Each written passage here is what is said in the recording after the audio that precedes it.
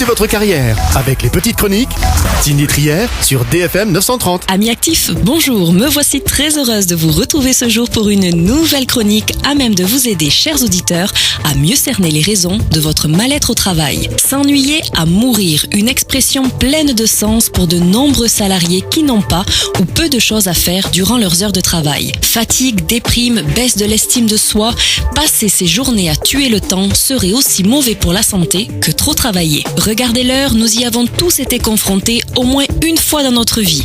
Mais pour certains, l'ennui est quotidien et peut vite devenir anxiogène. Alors que le burn-out ou surmenage est aujourd'hui reconnu, l'ennui au travail demeure encore tabou. Pourtant, occuper un poste où il n'y a rien à faire peut vite entraîner un manque de stimulation intellectuelle stressant et dévalorisant. Face à l'ennui, de mauvaises habitudes peuvent se mettre en place, telles que le grignotage ou les pauses cigarettes plus nombreuses.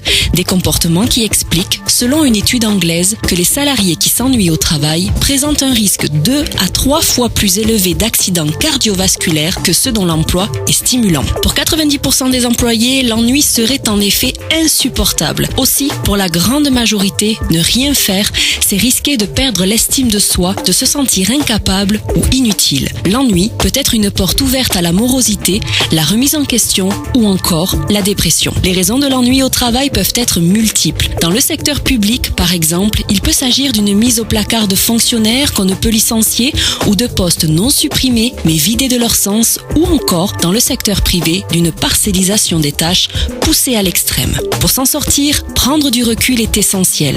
Pour une personne qui a été placardisée, hormis la démission, il n'y a malheureusement pas beaucoup d'échappatoires.